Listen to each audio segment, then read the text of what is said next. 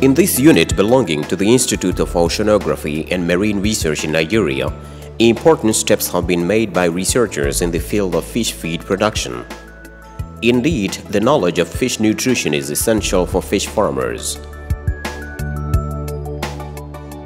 The experts on the subject often underscore that the feed represents 60 to 70% of fish production costs. Therefore, knowing the necessary nutrients for fish farming and how to manage them is an essential parameter for fish farming and achieving the expected economic objectives for fish farmers. We produce fish feed. Fish feed is important for the farmer to grow his fish.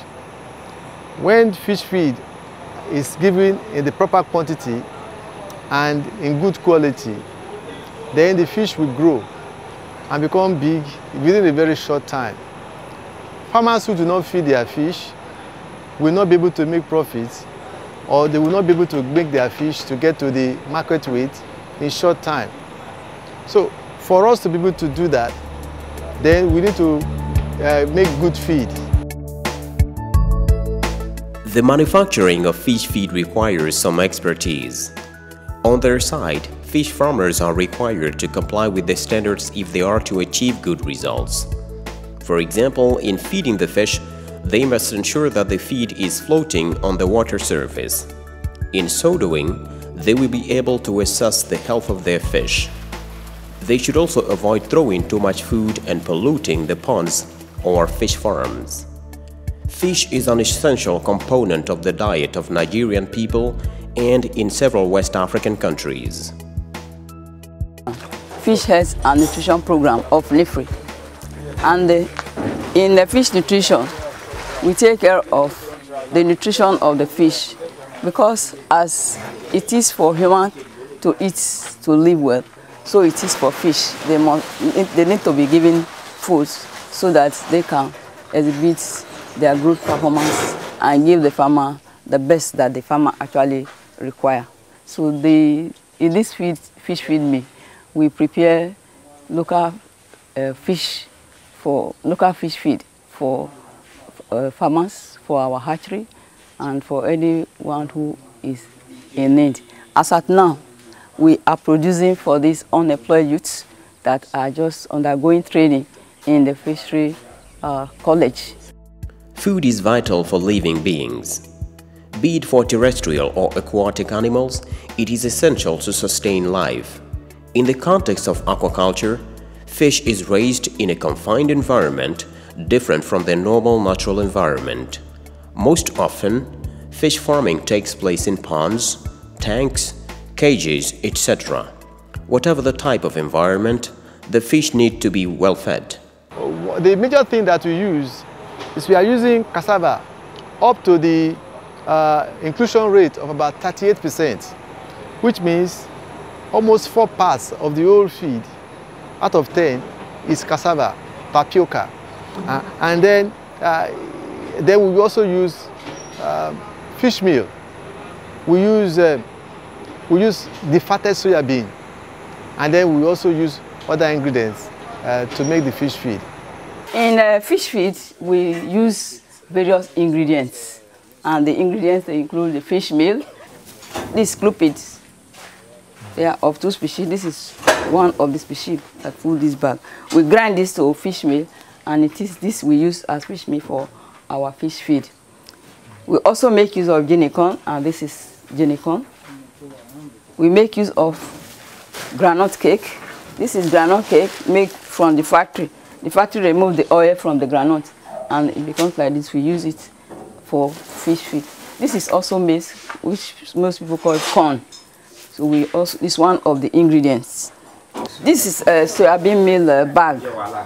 This is wheat bran. We also use this cassava. This cassava we grind to cassava flour, which we use. And under the production of extrusion feed, fish feed, extruded feed, it is this cassava that aids in the expansion of the feed as it gets into the machine. So we must make sure that it is there. Instead of using the wheat flour, which is highly expensive, we make use of cassava flour to put in the characteristics of extrusion into the feed. So this is also wheat bran. As I said earlier, this wheat bran, we make use of it as one of the ingredients to put in 5% fiber in the feed of fish. The technicians who manufacture the fish feed develop a formula first before preparing the feed. Once that is done, they take it to the factory to make the feed composition. Once at the factory, the mill manager uses the different ingredients in the formula of the farmer before crushing them. After this step, they are brought to the blender. For instance, in the case of the unit of the Institute of Oceanography and Marine Research in Nigeria, various types of blenders are used. First of all, you have to have a formula, and that's what you can do in your office. But once your formula is done, then you now bring it to the factory where we compound. We now weigh the ingredients as we have obtained it in our formula, and then we take them to the milling machine where the hammer mill will mill them. So after milling them, it will move into the mixer. We use horizontal mixer because it allows us to add liquid into the feed. And then from the mixer, it goes into the extruder machine. We have a twin screw extruder here, and it makes the job very easy for us. Then from the extruder machine, it will pass into the dryer. The dryer is such that it will dry the pellets to a minimum of about say 15% moisture content. As we dries and then get cools, then the moisture content will reduce to around 12. From the dryer, it goes into the oil coating machine where we add vegetable oil, and then we allow it to dry sufficiently before we bag it. The amount of nutrients contained in the feed also depends on the nature of the fish farm. Fish farmers consider the characteristics, but also the size of the fish in feeding them. The bigger the fish, the larger the quantities of fish meals.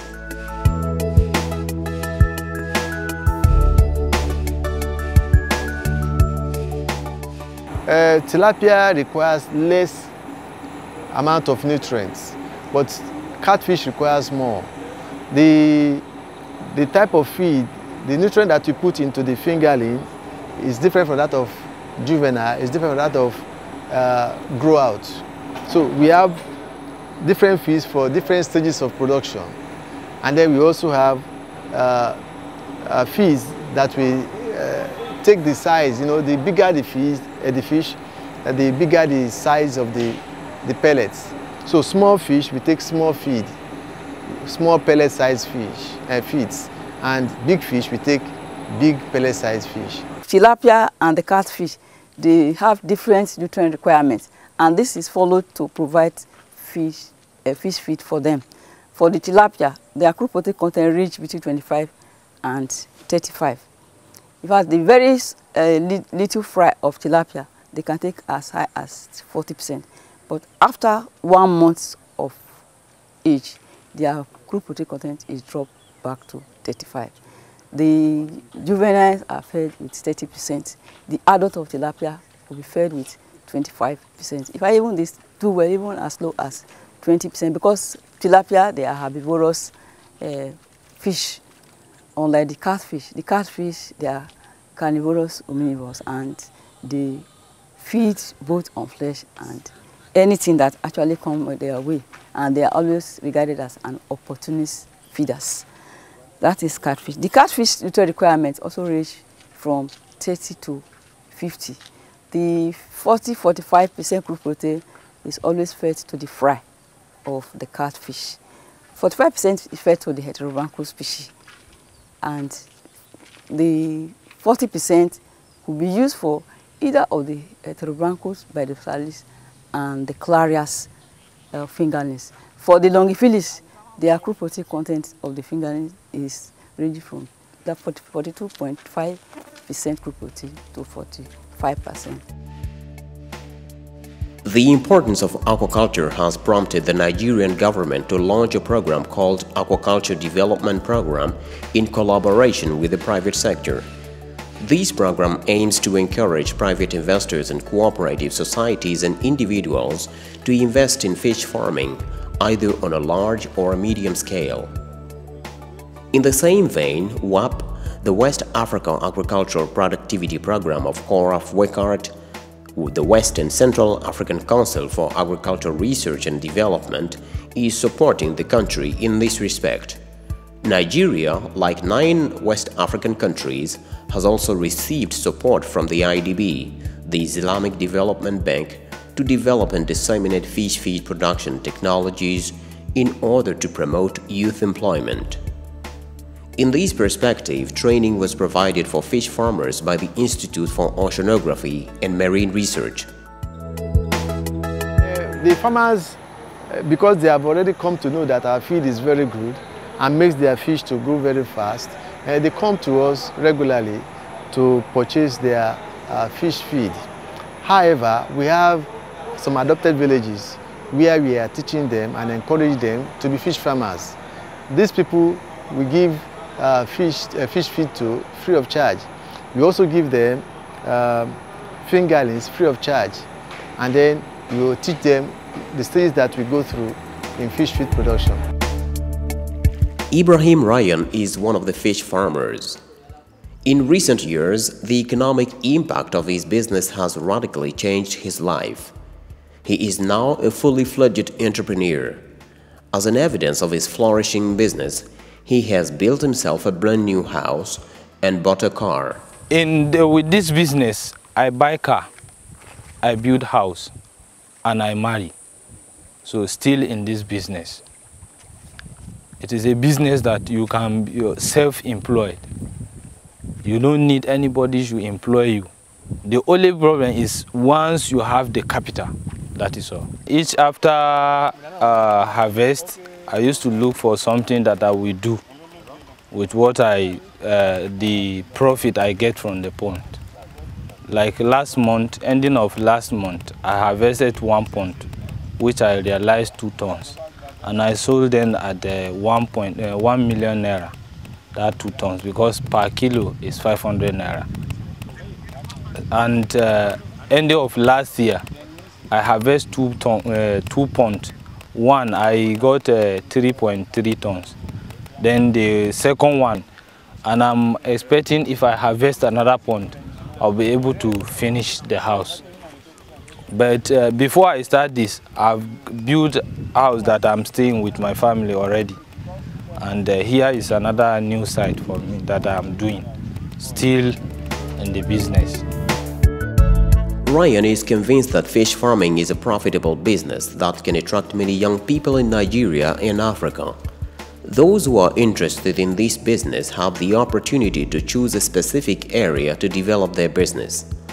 Among other opportunities, we have fish feed production, fish feed marketing, but also fish farming itself.